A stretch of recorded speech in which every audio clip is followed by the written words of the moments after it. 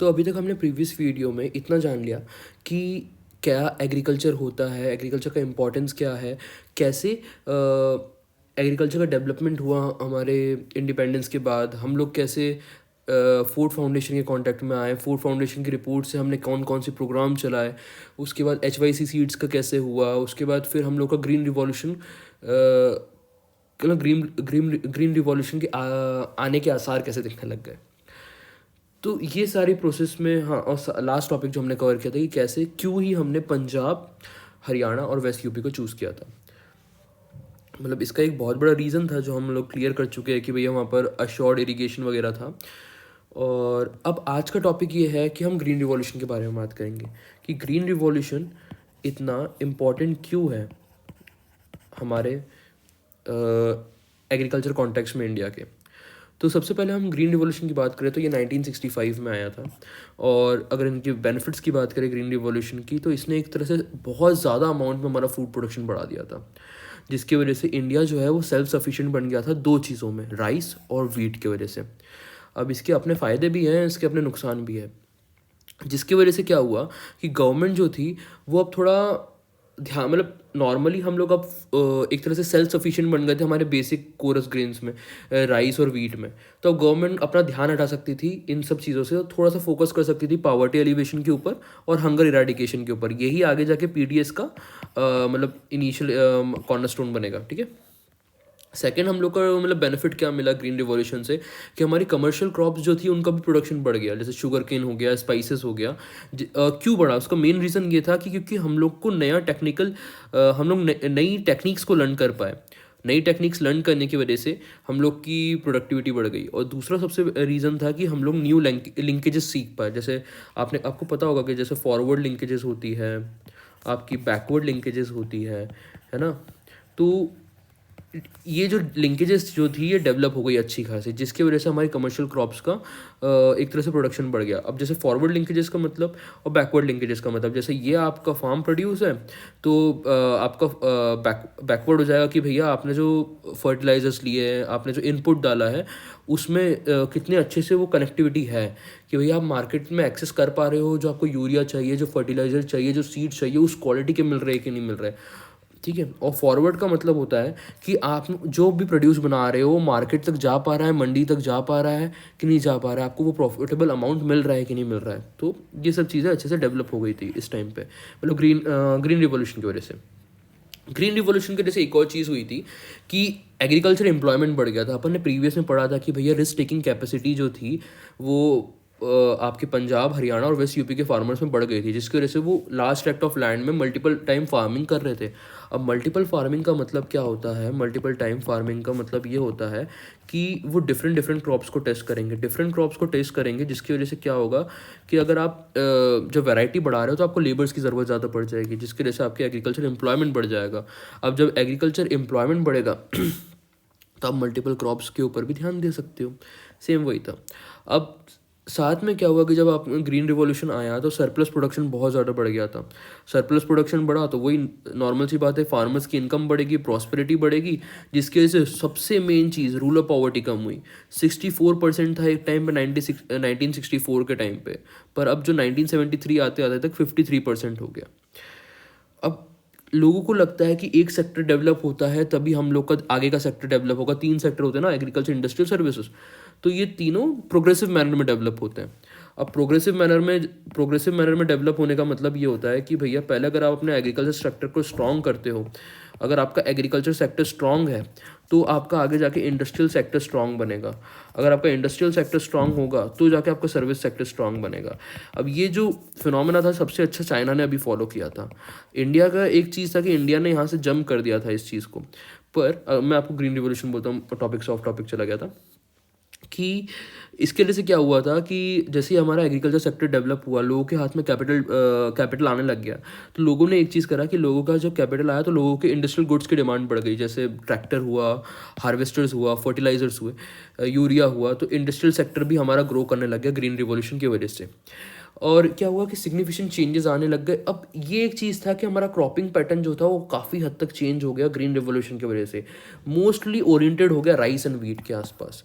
अब rice and wheat ये अच्छा हुआ कि बुरा हुआ ये आपको मैं आगे बताऊंगा, पर राइस एंड वीट की वजह से इनका एरिया ऑफ कल्टीवेशन जो था वो चेंज होने लग गया, शिफ्ट होने लग गया। जैसे राइस जो है वो एक तरह से बहुत ज़्यादा वाटर कंजप्शन क्रॉप है।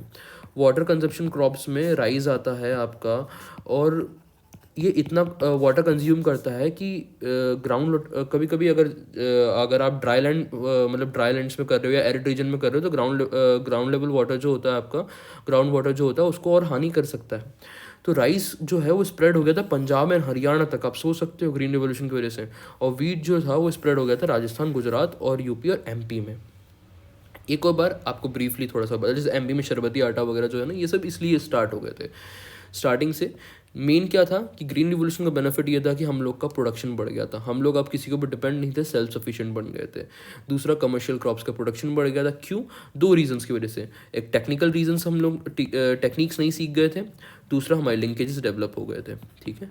और तीसरा, हम लोग का एग्रीकल्चर एम्प्लॉयमेंट बढ़ गया था, मेनली क्योंकि हम लोग को वैरायटी ऑफ क्रॉप्स को ग्रो करना था, क्योंकि इसका मैच्योरिटी पीरियड जो था कम था। मैच्योरिटी पीरियड जब भी किसी का कम होगा तो वो हमें एक अपॉर्चुनिटी देता है, तो और ज़्यादा ग्रो करने का, ये एक अपॉर्चुनिटी कॉस्ट थी हमारे पास, ठीक है।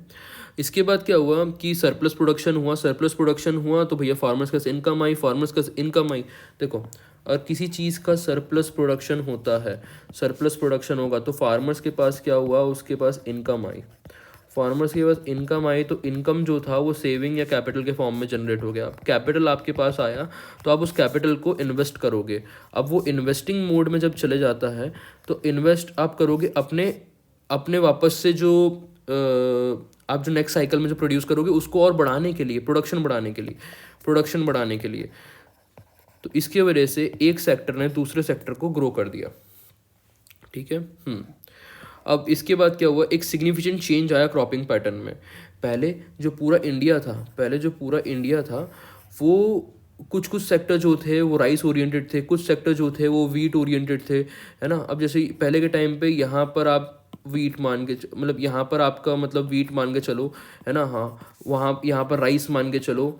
तो अब ये पूरा एक ओरिएंटेशन था, एक फिक्स एरिया में ही वो क्रॉप उगाई जाती थी। पर ग्रीन रिवोल्यूशन के बाद अगर आपके पास कैपिटल है, आपके पास अगर टेक्नोलॉजी है, आपके पास अगर उतनी मतलब फैसिलिटीज़ है, तो ये क्रॉप आप कहीं भी उगा पाओगे। ऐसा ऐसा हो गया था क्योंकि राइस एंड वीट जो थे वो अपने एरिया ऑफ कल्टीवेशन को चेंज करते जा रहे थे, उनका शिफ्ट हो गया था। इसकी प्रॉब्लम्स भी थी, आगे जाके आप पढ़ोगे कि रीजनल इनइक्वलिटी डेवलप हुई। अगर हम प्रॉब्लम्स पढ़ना स्टार्ट करें, प्रॉब्लम्स ऑफ ग्रीन रिवोल्यूशन क्या था, प्रॉब्लम्स ऑफ ग्रीन रिवोल्यूशन में सबसे पहले यही था, रीजनल इनइक्वलिटी।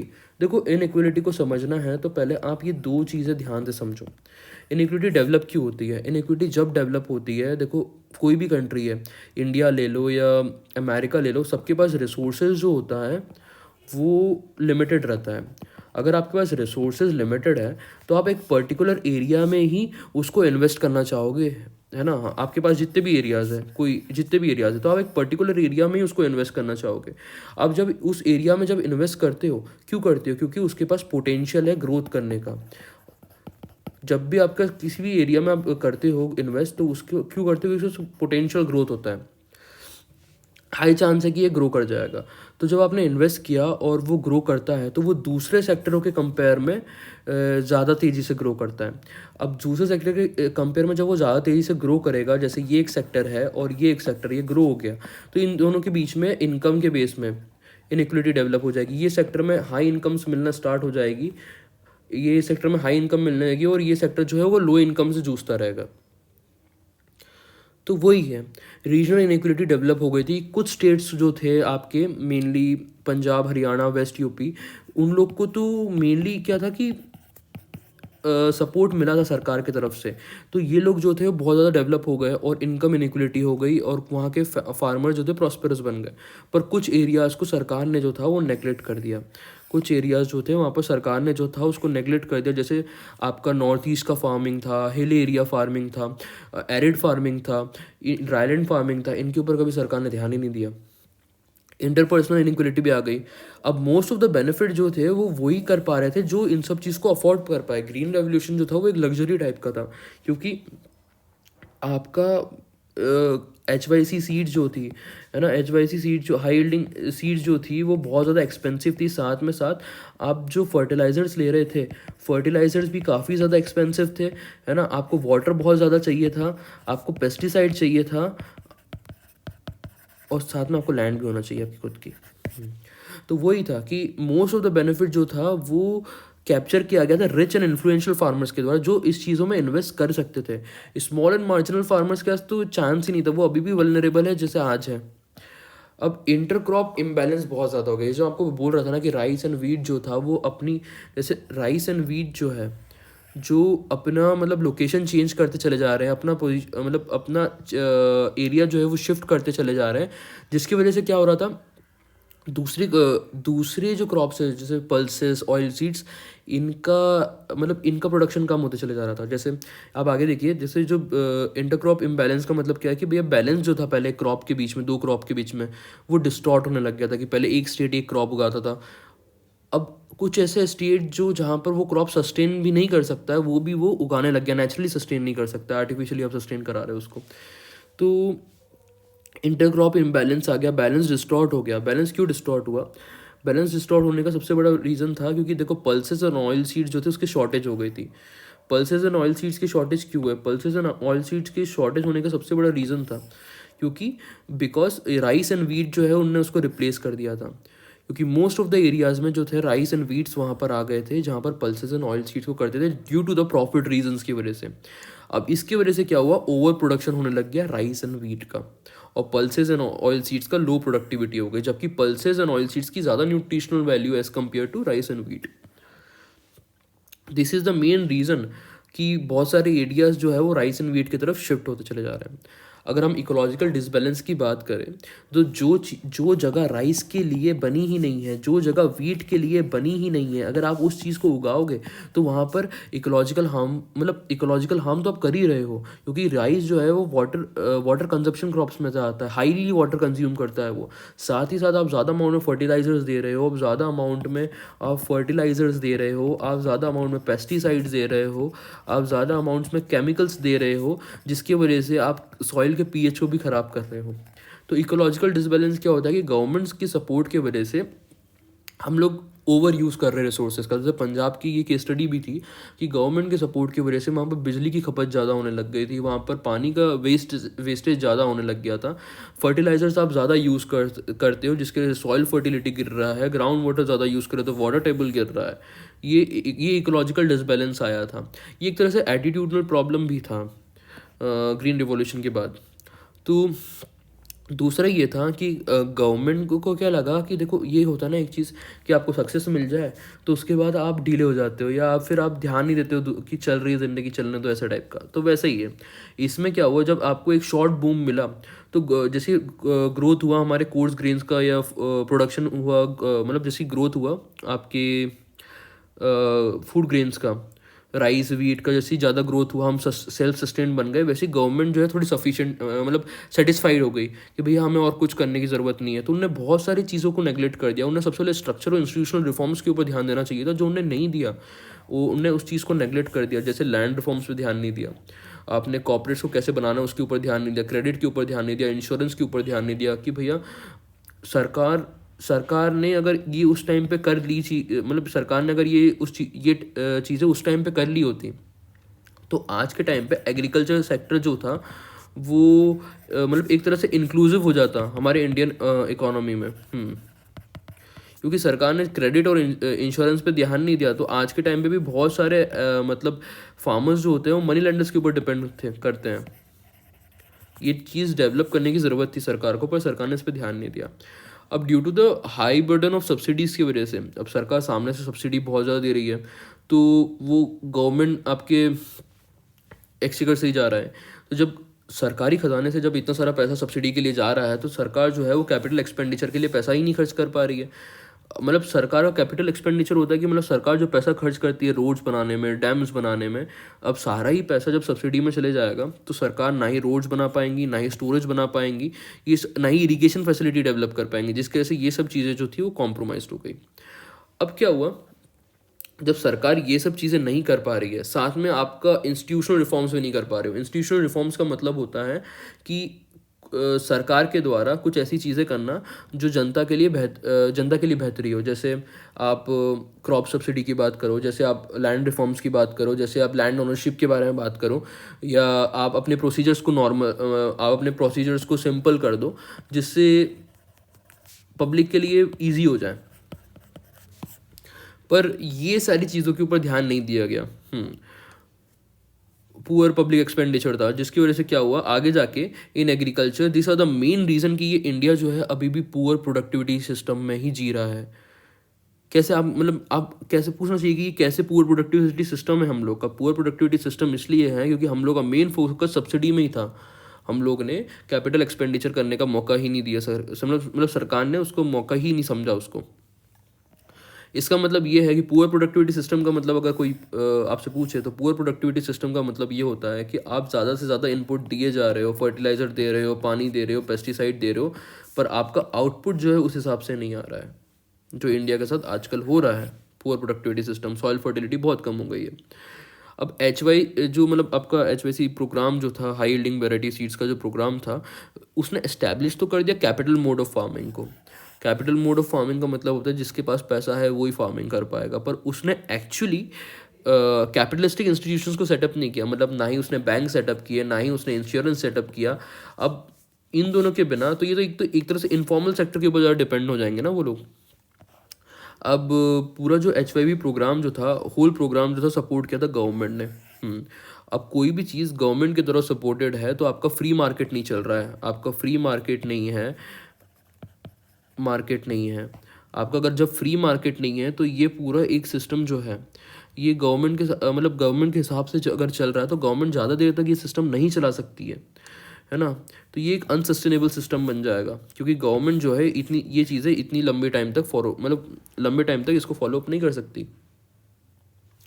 मतलब इन शॉर्ट ये है कि HYV प्रोग्राम जो था उसने कैपिटल मोड ऑफ फार्मिंग लाई, पर उसने एटीट्यूडनल चेंज, मतलब लोगों को आपने एक पर्सपेक्टिव तो दिया कि जिसका पैसा वो खर्च करके बनाए, पर उसने एटीट्यूडनल चेंज नहीं किया। आपको फाइनेंशियल बॉडी पर रखनी थी, आपको इंस्टीट्यूशनल डेवलपमेंट करना था, आपको बैंकिंग सेक्टर को लाना था, आपको इंश्योरेंस सेक्टर को लाना था, ताकि इनफॉर्मल सेक्टर पे लोग डिपेंड ना हो पाए। पर इन चीज़ों पे ध्यान नहीं दिया गया गवर्नमेंट की इन लापरवाहियों की वजह से। वहाँ अब ये मतलब गवर्नमेंट को फ्री मार्केट सिस्टम पे रखना था कि भैया मार्केट अपने हिसाब से चले। बस वो एक नॉट अ रेगुलेटर बट वो एक तरह से वॉचडॉग की तरह रहे वो, पर गवर्नमेंट यहाँ पर रेगुलेटर के तौर पे काम कर रही थी। या फैसिलेटर की तरह काम करना चाहिए था गवर्नमेंट को। उस टाइम पे एज अ फैसिलेटर के नाम पे काम करना चाहिए था, नॉट अ रेगुलेटर के तौर पे। अब थोड़ी बात करते हैं हमारा नेक्स्ट टॉपिक जो एग्रीकल्चर मार्केटिंग के बारे में हुआ है। अब एग्रीकल्चर मार्केटिंग जो होता है, आपको उसको पढ़ने से पहले आपको मार्केटिंग सिस्टम के बारे में जानना चाहिए, मार्केटिंग सिस्टम के कंटेक्स्ट को समझना चाहिए। तो मार्केटिंग सिस्टम अगर आप समझना चाहो तो ये ऐसा होता है कि दो कंटेक्स्ट में पढ़ो, मार्केटिंग सिस्टम फॉर फार्मर्स के लिए और मार्केटिंग सिस्टम फॉर कंज्यूमर्स के लिए। क्या होता है तो फॉर फार्मर्स के लिए यही है मार्केटिंग सिस्टम का मतलब कि गुड्स को उनकी तरफ से लेना, ट्रांसपोर्ट करना मंडी तक, ये फार्मर्स के लिए मार्केटिंग सिस्टम है। और मार्केट सिस्टम फॉर कंज्यूमर्स क्या है कि भैया हमें गुड्स चाहिए, अफोर्डेबल प्राइस में चाहिए और गुड क्वालिटी के चाहिए। वापस से बताता हूँ, एग्रीकल्चर मार्केटिंग हम पढ़ रहे हैं, उसके अंदर हम मार्केट सिस्टम पढ़ रहे हैं। मार्केट सिस्टम के अंदर दो चीज़ें आपको ध्यान रखनी है कि भैया फार्मर्स जो है, फार्मर्स के लिए मार्केटिंग सिस्टम का मतलब होता है कि हमारे गुड्स जो हो वो हमसे ले लिए जाए, प्रोक्योर कर लिए जाए। अब प्रोक्योर जब हो जाएंगे तो आपको साथ में इसको मार्केट तक ट्रांसपोर्ट भी कराना है, और साथ में आपको एक अच्छा अमाउंट भी देना है फार्मर को। और कंज्यूमर के लिए क्या था, कंज्यूमर के लिए था कि भैया हमें गुड्स जो मिल रहे हैं वो गुड्स मिले, पहली बात। उसके बाद अफोर्डेबल प्राइस में मिले, और ये है कि हमें अच्छी क्वालिटी के गुड्स मिले। अब एग्रीकल्चर मार्केटिंग के बारे में पढ़ते हैं। एग्रीकल्चर मार्केटिंग जो है एक तरह से सिंपल टर्म्स में वो सारी एक्टिविटीज़ है या वो सारे प्रोसेस है वो सारी प्रक्रिया या वो सारी क्रिया जो भी एक्टिविटीज़ है जो की जाती है इनपुट से, मतलब अभी बताऊंगा मैं आपको। Procurement in times of input है ना, प्रोक्योरमेंट फार्म इनपुट, वापस बता रहा हूँ। एग्रीकल्चर मार्केटिंग जो है वो एक मतलब जितनी भी प्रोसेस होती है, जितनी भी एक्टिविटीज़ होती है, इंक्लूडिंग जब आप अपने इनपुट्स को प्रोक्योर करते हो। और इनपुट्स को प्रोक्योर करने का मतलब ये, जैसे ये मान लो आपका फार्म प्रोड्यूस यहाँ से निकलेगा, ठीक है ना, हाँ ये आपकी मंडी है और ये आपका इनपुट आप यहाँ से लोगे। तो जब आप इनपुट यहाँ से ले रहे हो तब से लेकर फार्म प्रोड्यूस बिकने तक, जब तक वो आपके प्लेट में नहीं आ जाए खाने के रूप में, वो सारी चीज़ें जो जो प्रोसेस होती है उस बीच में, वो एग्रीकल्चर मार्केटिंग में आता है। मतलब कि आपने जब फर्टिलाइज़र लिया उस स्टेज से, और जब आपने वो खाना आपके डिश में सर्व होके आया उस स्टेज तक, वो पूरा एग्रीकल्चर मार्केटिंग में आता है ये। तो एग्रीकल्चर मार्केटिंग का सिंपल टर्म्स में यही मतलब होता है कि जितनी भी एक्टिविटीज़ है, जितने भी प्रोसेसेस हैं जो इंक्लूड करते हैं फ्रॉम द फर्स्ट डे, आपने जब प्रोक्योर किया था आपके इनपुट्स को, फर्टिलाइजर्स हुआ आपके, एक तरह से जितना भी पेस्टिसाइड्स हुआ, केमिकल्स हुआ, उस दिन से लेकर लास्ट दिन तक जब वो प्लेट में डिश के तौर पे सर्व होता है, वो सारी जितनी प्रक्रिया होती है उसके बीच में, उन सब चीज़ों को हम एग्रीकल्चर मार्केटिंग के अंदर ही लेते हैं, ठीक है ना। जो फार्म टू कंज्यूमर जो होता है वो एग्रीकल्चर मार्केटिंग के अंदर आता है, जितने भी प्रोसेसेस जो होते हैं उसके बीच में, और फार्म टू फोक जितने भी प्रोसेस होते हैं वो सब एग्रीकल्चर मार्केटिंग के अंदर आते हैं। तो एक्चुअली एग्रीकल्चर मार्केटिंग के अंदर क्या क्या प्रोसेस आते हैं। सबसे पहले जो प्रोसेस आता है, आप फूड को कलेक्ट करते हो और इकट्ठा करके रखते हो, एग्रीगेट करते हो, फिर उसको ग्रेडिंग करते हो कि कौन सी क्वालिटी का है ना, ग्रेडिंग करते हो, कलेक्ट करते हो, एग्रीगेट करते हो। उसके बाद फिर अगर आपको ज़रूरत पड़ता है कि आपको ज़रूरत लग रही है कि तो इसको प्रोसेसिंग भी कराते हो और फिर उसको प्रिजर्व करवा के रखते हो। ये प्रोसेसेस हैं एग्रीकल्चर मार्केटिंग के। फिर आप उसको फाइनेंस कराते हो, है ना, जिसका पैसा नहीं है। उसके बाद फिर आपको रिटेल या होलसेल, वो आपके ऊपर डिपेंड करता है। अब हमें एक एफिशिएंट मार्केटिंग सिस्टम चाहिए, तो क्यों चाहिए, ये सबसे बड़ा मतलब नीड ऑफ द आवर है। ये क्यों चाहिए। अब सिंपल सी बात है, हमें एक एफिशिएंट मार्केटिंग सिस्टम इसलिए चाहिए क्योंकि फार्मर जो है अपना प्रोड्यूस मार्केट में ही आके बेचता है, और उसको एक अच्छा अमाउंट, एक लेजिटेबल अमाउंट मार्केट में ही आके मिलता है, क्योंकि मार्केट में माना जाता है कि ट्रांसपेरेंट प्राइस मैकेनिज्म होता है अगर आपका एक एफिशिएंट मार्केट सिस्टम है। तो मार्केट जो होता है वो फार्मर्स को प्रोवाइड करता है इन्फॉर्मेशन के बारे में। क्या इन्फॉर्मेशन कि भैया कौन सी चीज़ की डिमांड है, जो चीज़ है उसकी क्वांटिटी कितनी चाहिए और उसकी क्वालिटी कितनी चाहिए। मार्केट ही प्रोवाइड करता है फैसिलिटीज़ कि भैया अगर इन एंड कोई आप सामान नहीं खरीद रहा है तो मैं आपका सारा माल खरीद लूँगा, वो भी अच्छे इंसेंटिव अमाउंट में।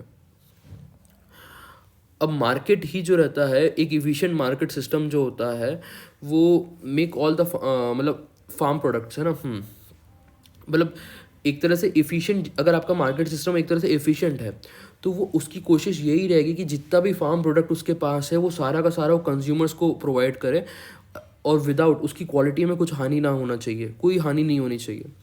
बाकी अगर आपका एक इफ़िशिएंट मार्केटिंग सिस्टम है तो कोशिश तो ये रहती है कि जो कंज्यूमर पैसा दे रहा है उतना ही अमाउंट जो है वो फार्मर्स तक पहुँचे, बीच में दलाल का रोल जो है वो कम हो जाए। मार्केटिंग सिस्टम जो होता है वो एक तरह से जनरेट करता है नीड। दो चीज़ों की ज़रूरत है मार्केटिंग सिस्टम में। अगर आपको एक एफिशिएंट मार्केटिंग सिस्टम बनाना है तो मार्केटिंग सिस्टम में दो चीज़ों की नीड है। एक तो आपका सप्लाई चेन डेवलप होना चाहिए, अच्छा खासा सप्लाई चेन डेवलप होना चाहिए। दूसरा, आपको अपना आईटी सेक्टर को डेवलप करना पड़ेगा, ठीक है। तो एक तो आपको सप्लाई चेन को डेवलप करना है और एक तो आपको अपने आईटी सेक्टर को डेवलप करना है। अब मैं थोड़े गवर्नमेंट इंटरवेंशंस के बारे में बता देता हूँ। बेसिकली हम लोग अब चालू करने जा रहे हैं सब्सिडीज़ के बारे में। तो सब्सिडीज़ को पढ़ने के लिए थोड़ा ओवरव्यू आपको लेने की ज़रूरत है कि गवर्नमेंट का क्या क्या योगदान रहता है हमारे मार्केट सिस्टम में।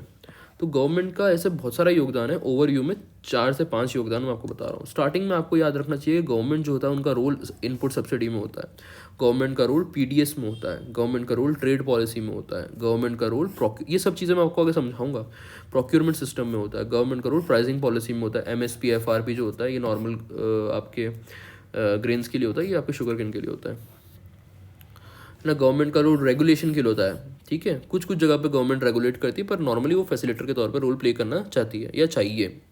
सब्सिडी के मतलब अब स्टार्ट करते हैं, सब्सिडी क्या होती है। सब्सिडी जो होती है एक तरह का ट्रांसफ़र पेमेंट होता है। अब ट्रांसफ़र पेमेंट मैंने बोल दिया, इतनी आसानी से आप समझना नहीं, क्योंकि समझाऊंगा मैं आगे। ट्रांसफ़र पेमेंट का मतलब ये है कि सब्सिडी जो होता है वो वन वे ट्रांजैक्शन है।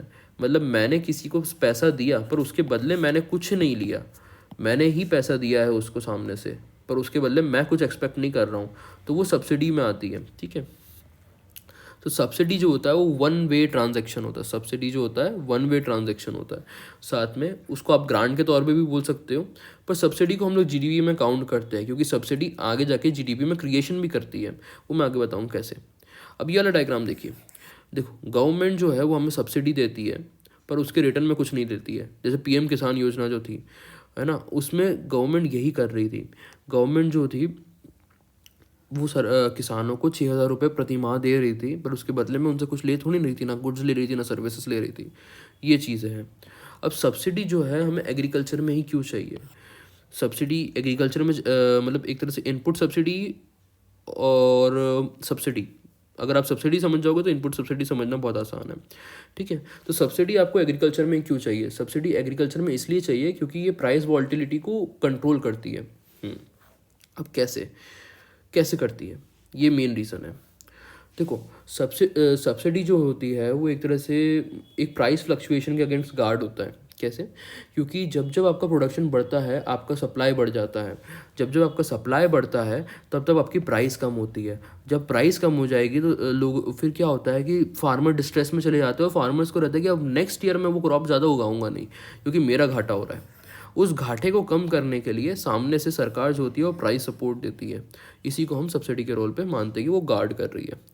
ठीक है, अब एक और चीज़ कि अगर हमें हमारा प्रोडक्शन बढ़ाना है विदाउट मतलब अगर हमें प्रोडक्शन बढ़ाना है हमारा और प्राइस कम रखना है और साथ में हम चाहते हैं कि नेक्स्ट साइकिल में भी प्रोडक्शन बढ़े रहे, तो उसके लिए हमें अपना इनपुट सब्सिडी बढ़ाना पड़ेगा।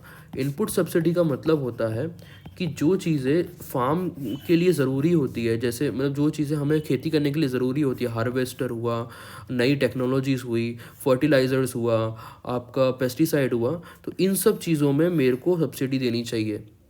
सब्सिडी देनी चाहिए मतलब या तो जैसे कोई चीज़ 1,000 रुपये की है, 1,000 रुपये किलो के हिसाब से चल रही है, तो 300 रुपये सरकार दे रही है उसका, और बाकी 700 रुपये आपको अपनी पॉकेट से भरना है। तो आपको एक सब्सिडाइज रेट में वो चीज़ मिल गई है। अगर आपने यहाँ पर इनिशियल स्टेजेस में उसकी प्राइस कम कर दी, इनिशियल स्टेजेस में अगर आपने प्रोडक्ट की प्राइस कम कर दी, इनिशियल स्टेजेस में कहाँ चला गया, सॉरी, अगर आपने इनिशियल स्टेजेस में उसकी प्राइस कम कर दी तो आपको सबसे बड़ा बेनिफिट क्या मिलेगा कि आने वाला जो प्रोडक्ट होगा, जैसे ये देखिए, अगर आपने इनपुट के टाइम पे आपकी सब्सिडी बढ़ा दी, इनिशियल स्टेजेस में किसान के जेब से पैसा कम जा रहा है, तो उसके वजह से क्या होगा, जो वो प्रोडक्ट बनाएगा उसका भी दाम कम रहेगा और प्रोडक्शन भी होगा, साथ ही साथ वो लोगों के लिए भी अफोर्डेबल होगा, और साथ में वो नेक्स्ट साइकिल में भी बना पाया हो कि आपने ऑलरेडी सब्सिडी दे दी अपने जेब से। आपने जब यहाँ पर अपने जेब से उसको सब्सिडी बढ़ा दी है तो किसान के जेब से पैसा कम निकला है, किसान ने बनाया है और किसान ने यहाँ पर उसको एक अफोर्डेबल कॉस्ट में उसको आउटपुट कॉस्ट कम है तो एक अफोर्डेबल कॉस्ट में उसको रिलीज़ कर दिया है, जो हम लोग के लिए अफोर्डेबल है, आम आदमियों के लिए अफोर्डेबल है। सब्सिडी के दो मेन रूल है कि भैया अगर आप सब्सिडी बढ़ाओगे तो आपका ओवरऑल जो प्रोडक्शन है वो अपने आप बढ़ने लग जाएगा, सरप्लस क्रिएट होने लग जाएगा। जहाँ सरप्लस क्रिएट होता है वहाँ कैपिटल फॉर्मेशन होता है, मैंने बताया था कैपिटल फॉर्मेशन जहाँ वहाँ इन्वेस्टमेंट चालू हो जाता है। पर आगे जाके आप देखोगे मतलब जैसे ही आप सब्सिडी बढ़ाओगे तो जैसे आप सब्सिडी बढ़ाए तो आपका सरप्लस बढ़ेगा, और सरप्लस बढ़ा तो आपको कैपिटल फॉर्मेशन होगा, और कैपिटल फॉर्मेशन होगा तो आपका इन्वेस्टमेंट बढ़ेगा। ठीक है, अब इसके बाद अगर मैं नॉर्मली बात करूँ तो आपका नॉर्मली अगर ये देखा जाए कि सब्सिडी जो होता है एक तरह से कुशनिंग इफेक्ट के तौर पे भी काम करता है। कुशनिंग इफेक्ट कैसे? क्योंकि स्ट्रक्चरल ट्रांसफॉर्मेशन हो रहा है। मैंने अभी आपको प्रोग्रेसिव साइकिल बताई थी कि भैया पहले एग्रीकल्चर सेक्टर डेवलप होता है, फिर आपका पहले एग्रीकल्चर सेक्टर डेवलप होता है, फिर इंडस्ट्रियल सेक्टर डेवलप होता है, फिर आपका सर्विस सेक्टर डेवलप होता है। ये आपका एक स्ट्रक्चरल ट्रांसफॉर्मेशन है। अब जब तक ये डेवलप होते रहेगा, ये जब तक ये ट्रांसफॉर्मेशन हो रहा है तब तक प्राइस में फ्लक्चुएशन आता रहता है। तो उसको कुशनिंग इफेक्ट कौन क्रिएट करता है कि भैया एग्रीकल्चर सेक्टर में ज़्यादा दिक्कत ना आए, वो सब्सिडी क्रिएट करती है। और सब्सिडी की ज़रूरत भी है, क्योंकि अभी देखा जा रहा है कि लोगों की इनकम कम हो रही है पर एम्प्लॉयमेंट कम नहीं हो रहा है। लोग, बहुत सारे लोग अभी भी एग्रीकल्चर सेक्टर में जॉइन है एज अ एम्प्लॉयड तौर पे, पर उनकी इनकम जो है वो कम होती जा रही है, नॉट एम्प्लॉयमेंट। और अगर ऐसा कंपेयर करें सेक्टोरियल वाइज, तो एग्रीकल्चर मतलब एक डिस्पैरिटी आपको देखने को मिलेगी कि एक डिस्पैरिटी देखने को मिलती है वर्कर्स के बीच में, फार्मर्स और वर्कर्स के बीच में इनकम को लेके।